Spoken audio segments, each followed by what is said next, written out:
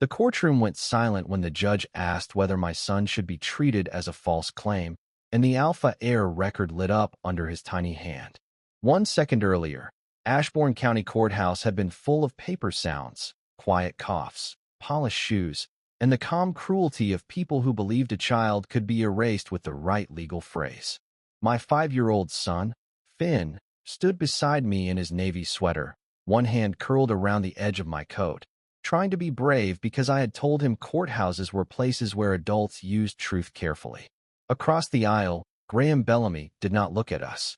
The Alpha CEO of Bellamy Northstar Holdings sat behind his legal team in a dark suit, his face still and unreadable, as if the boy beside me was only another document waiting to be dismissed. Priscilla Dane, lead attorney for the Bellamy family office, rose with perfect posture and a voice smooth enough to make injustice sound procedural. Your Honor, Mr. Wesley Moore has presented an unverified family assertion with inheritance exposure attached. The child should not be entered into the Bellamy probate record without stronger legal grounds. The judge adjusted his glasses. So the court is being asked to treat the child as a false claim? My throat tightened, but I did not lower my eyes. My son is not a claim, I said, keeping my voice steady. He is a child. Priscilla gave me a small, cold smile. Then let the record determine that. She thought the record belonged to her. She thought the archive had already been cleaned, sealed, and rewritten. What she did not know was that I restored old books for a living, and people who restore damaged things learn to recognize when pages have been removed. The clerk rolled forward the old Bellamy Air scanner, a brass and glass device used only when family access was disputed. Finn looked up at me. Papa, do I have to? I knelt beside him, ignoring the whispers moving through the courtroom. Only if you want to help the truth speak, I told him. If you don't, we walk out together. He looked across the aisle at Graham for the first time. Graham's expression shifted, just barely, like some locked room inside him had heard a familiar key.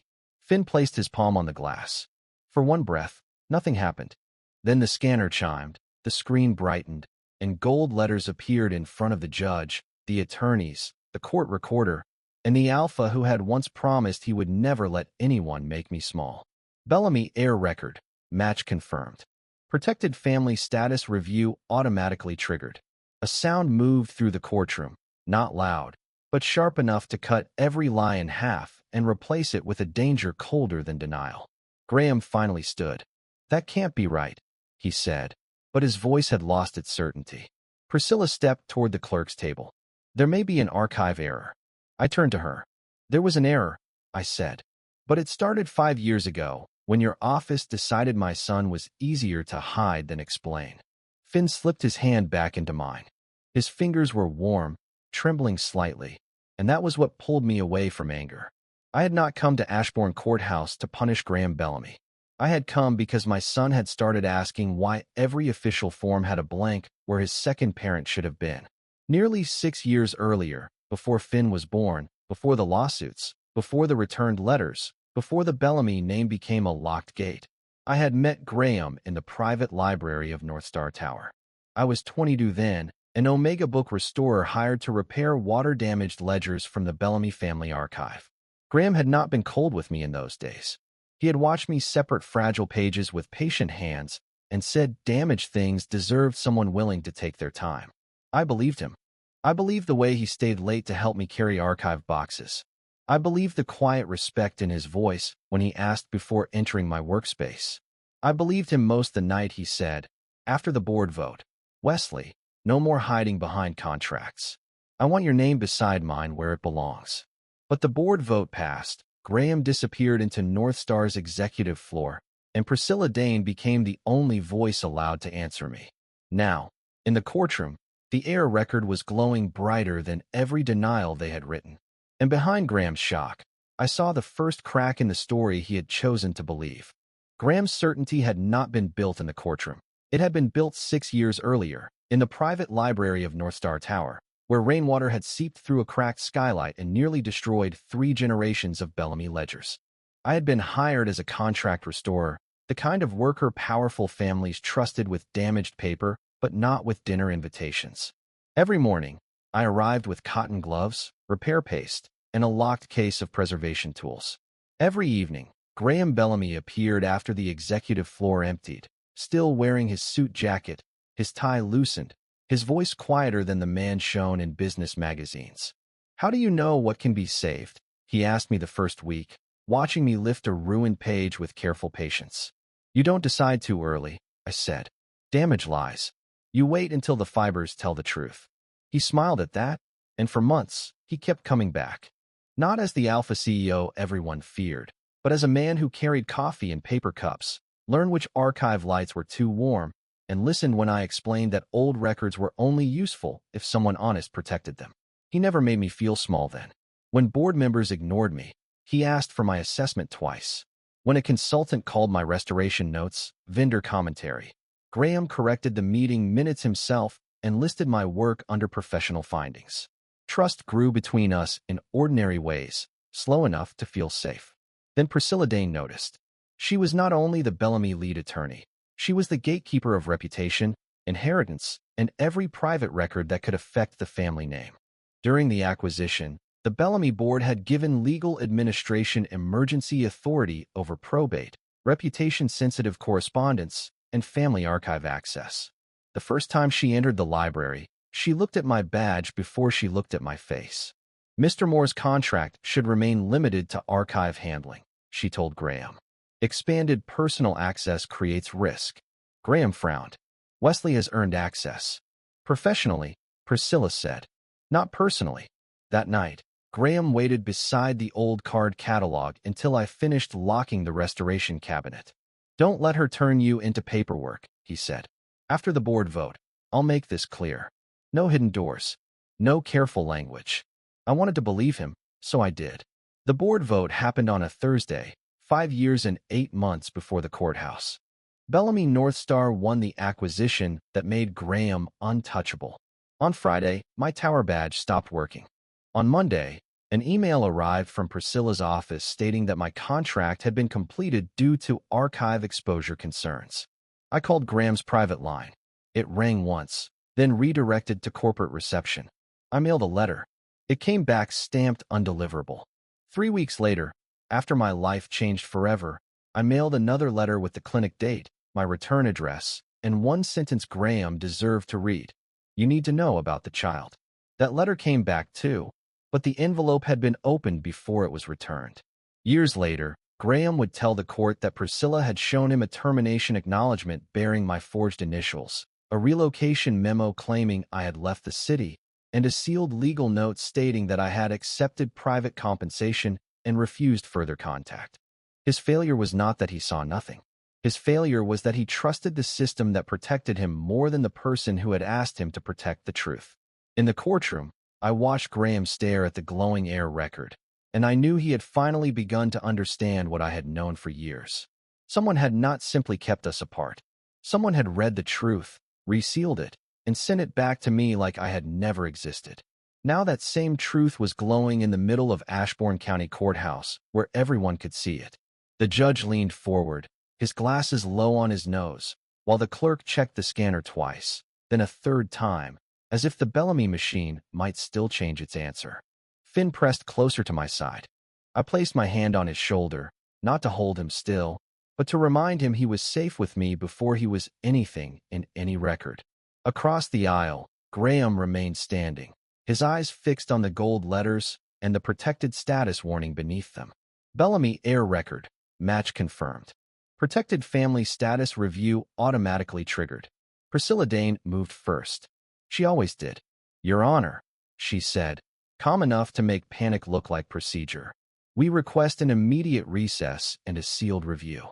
This child's presence creates an inheritance exposure issue, and Mr. Moore's conduct raises concerns about archive manipulation." A low murmur moved through the courtroom. I felt it touch my back, the old familiar pressure of powerful people turning a parent into a problem. My lawyer, Tessa Monroe, rose beside me before Priscilla could build another wall out of polished words. "Mr. Moore did not access the Bellamy Heir system," she said. The court clerk activated the scanner. The child only placed his hand where the court instructed.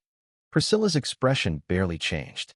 "Then the court should consider whether Mr. Moore prepared the child to perform a false family narrative." Finn looked up at me, confused. Papa, did I do something wrong? The room went still for a different reason then. Not because of the scanner. Because a 5-year-old had asked the question every adult in power had been avoiding. I crouched beside him in front of the judge, the attorneys, the court reporter, and the Alpha who had once known my voice better than any contract. No, Finn, I said softly. You told the truth by being here. Graham's jaw tightened. For the first time, his anger did not look aimed at me. Because the record involved a minor and a protected probate dispute, the judge ordered an immediate limited review before any family status motion could proceed. The judge turned to the clerk. Pull the expanded heir record. Priscilla stepped forward. Your Honor, expanded Bellamy probate files contain protected family material. Then the court will view only what relates to this child's record status, the judge replied. The clerk entered an authorization code. The scanner chimed again, deeper this time, and the screen changed from gold letters to a sealed archive tree. A line appeared beneath Finn's name, then another under mine. Wesley Moore, family protected contact, removed pending review.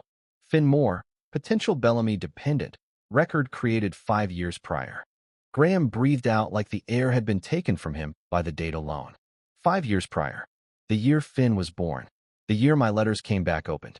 The year Priscilla told me that private assistance was safer than public confusion. Tessa pointed to the corner of the screen. Your Honor, the dependent record existed before today. This was not created by my client. The judge's voice hardened. Who created it? The clerk hesitated, then opened the audit line. The entry was marked under Bellamy North Star Holdings Legal Administration, authorized by Priscilla Dane's office. Priscilla's smile disappeared, and for one breath she looked not cold, but cornered. Then she made the worst choice she could have made. Your Honor, due to the legal instability surrounding the child's status, the Bellamy family office requests temporary restriction of Mr.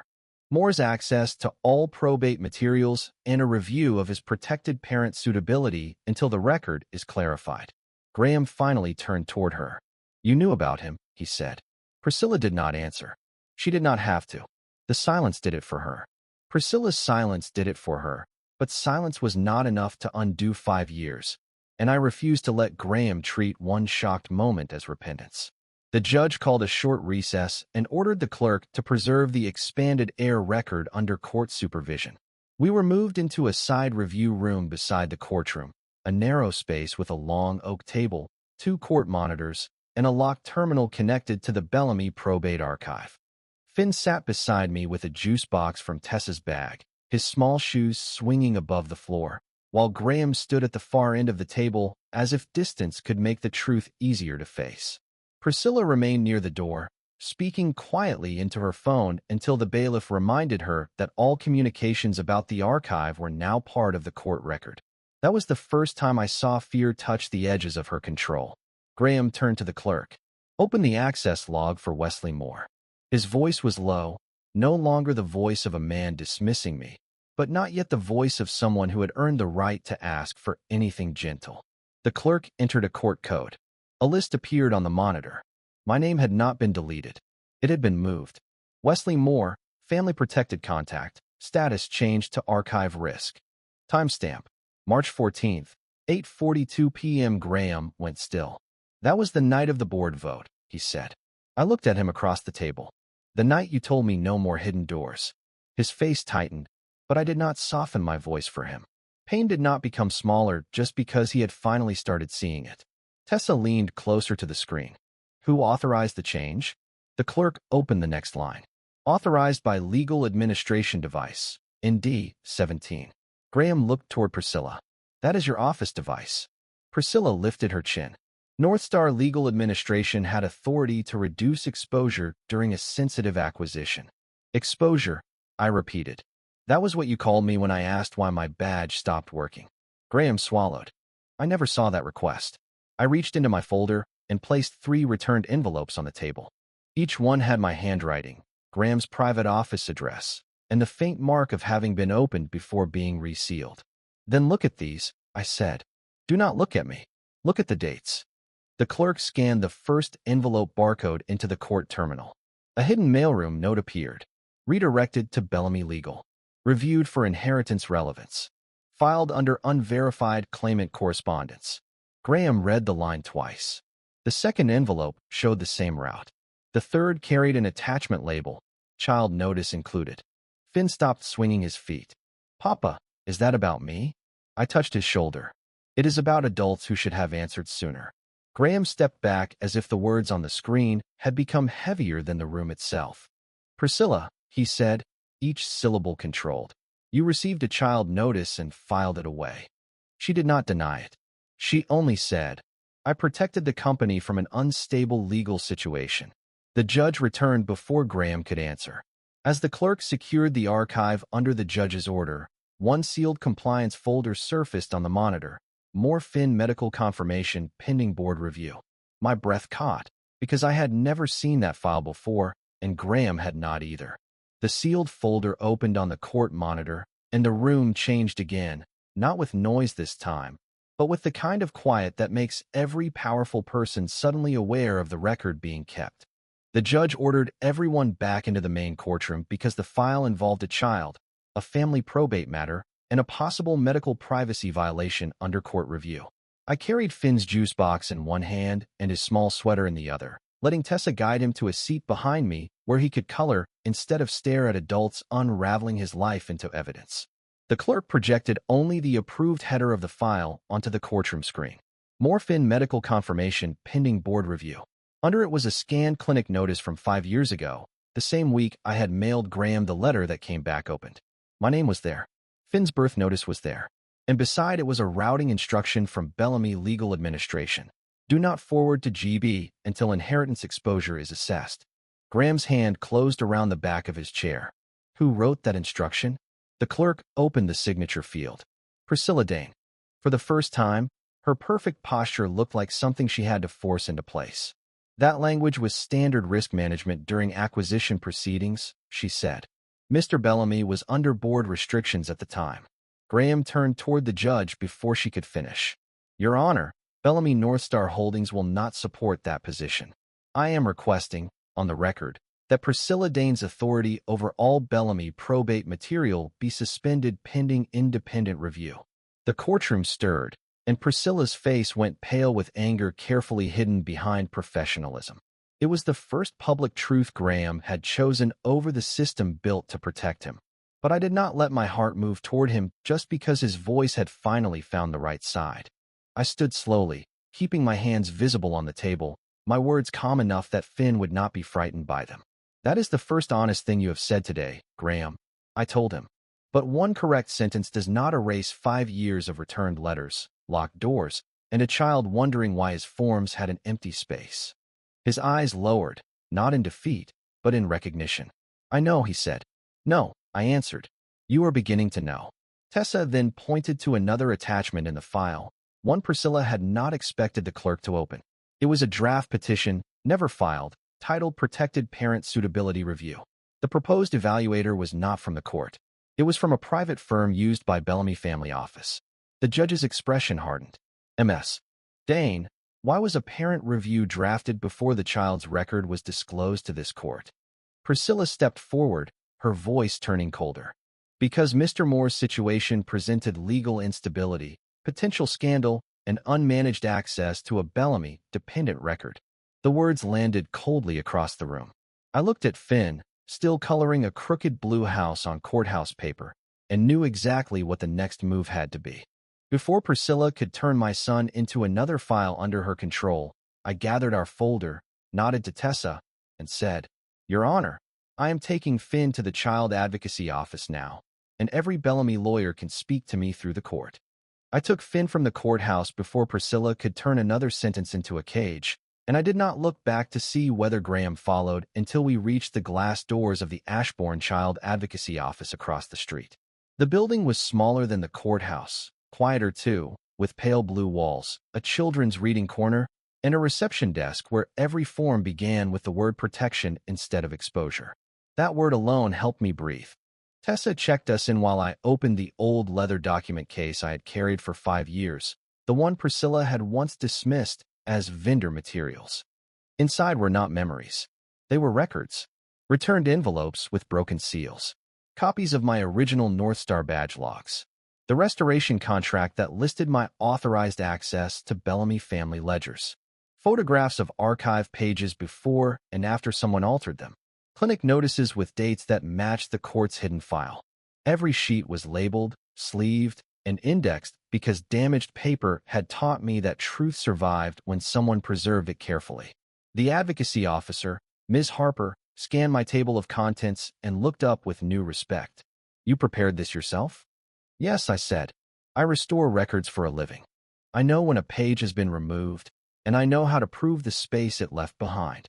Graham stood near the doorway, not entering fully until I looked at him. That was the first difference I noticed. He waited. He did not take the chair beside me. He did not speak over Tessa.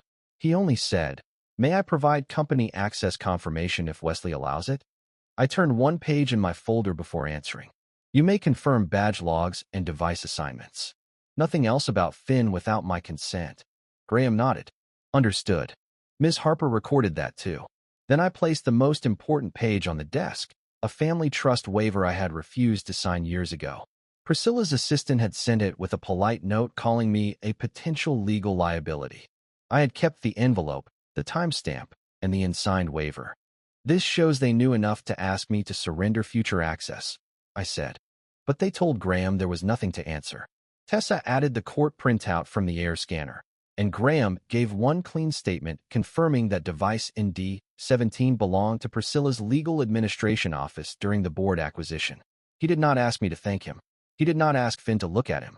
He only handed over the confirmation and stepped back. Ms. Harper reviewed the packet, then stamped the top form in blue ink. "Temporary protected parent recognition, granted pending hearing. Media and family office access restricted. All communication through court counsel." The stamp was small, ordinary, almost quiet. But for me, it sounded louder than the air scanner. It meant Finn would not be pulled into private reviews by people who saw children as records to manage. It meant my name could not be erased from his protection file. Finn looked at the stamp and whispered, "Does that mean we can go home?"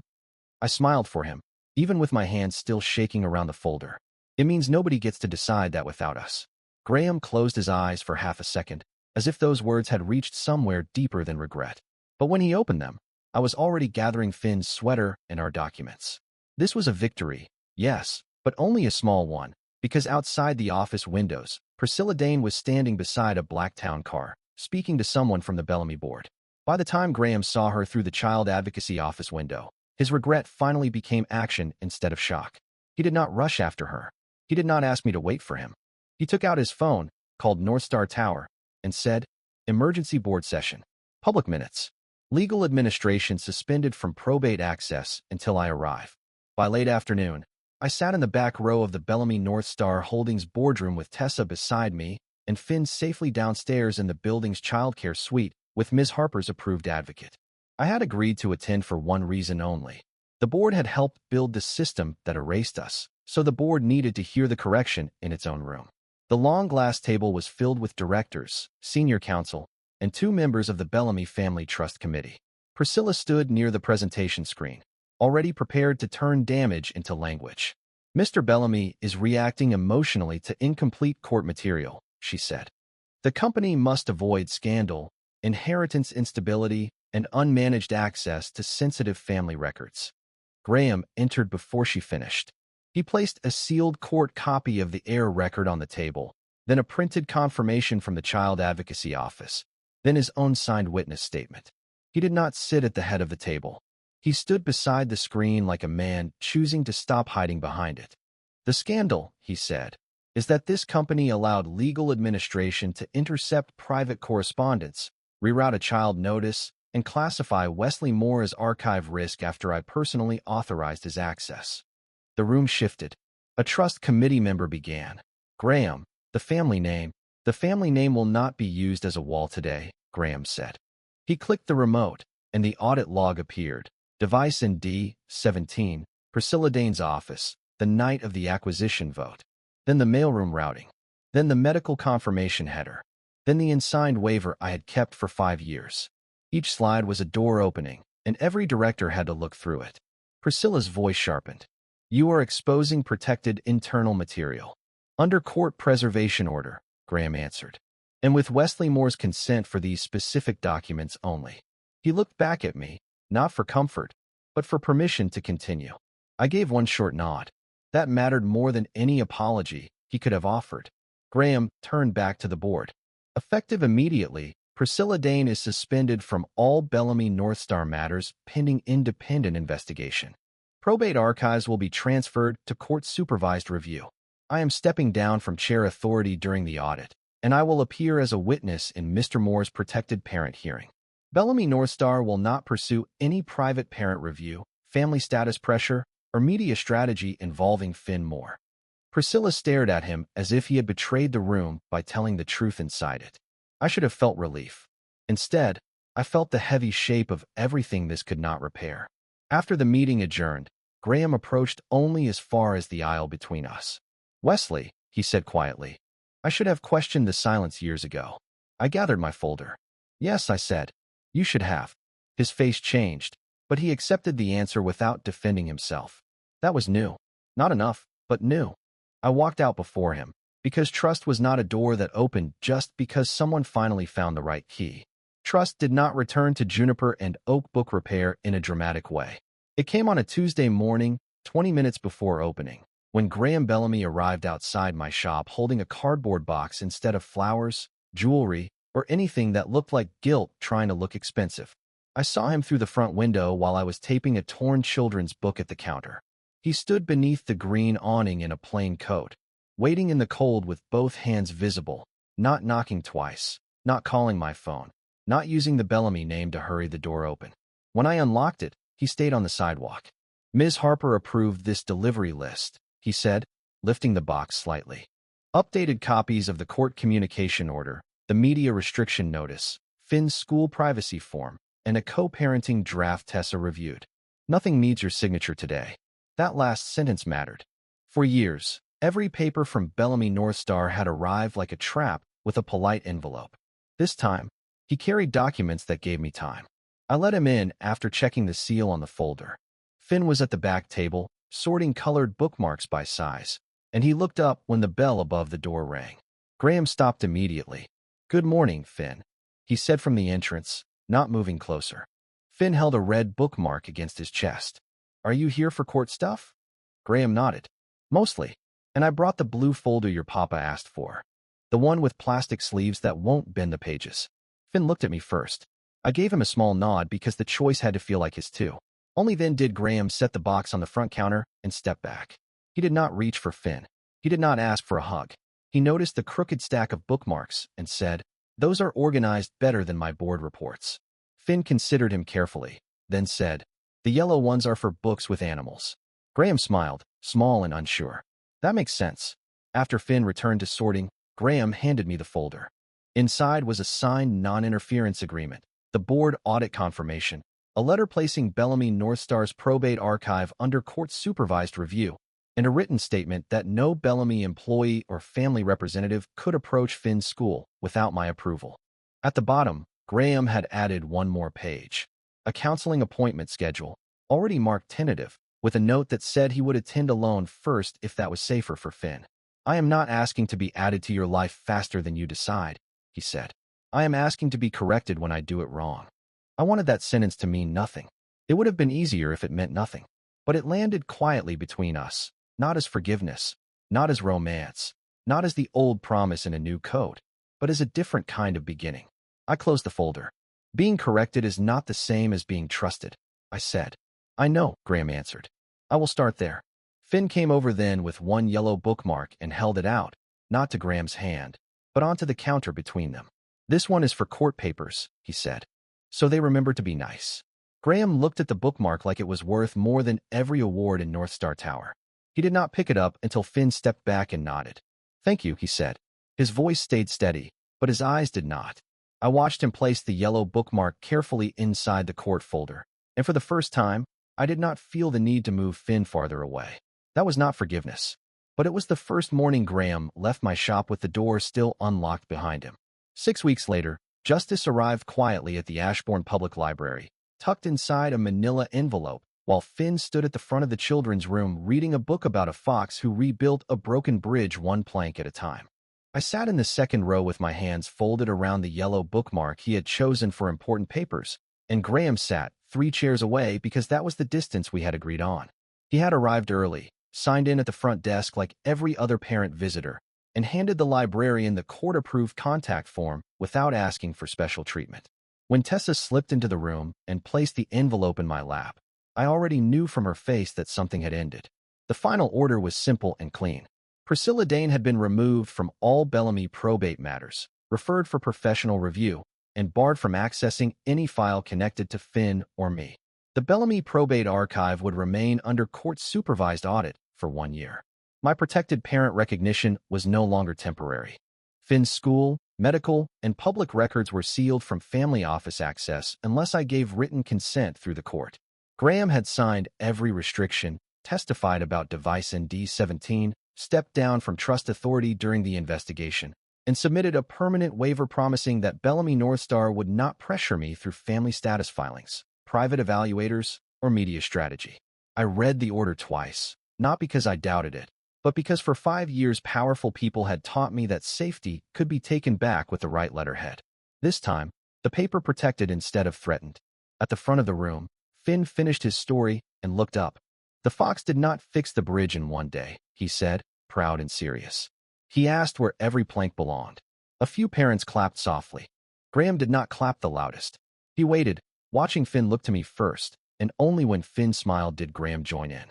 That was the change I trusted most. Not the money he could spend, not the name he could offer, but the way he had learned to wait for a child to feel safe. After the reading, Finn ran to me with his paper certificate, then slowed when he saw Graham standing nearby. "Mr. Bellamy," he said, still careful with the name.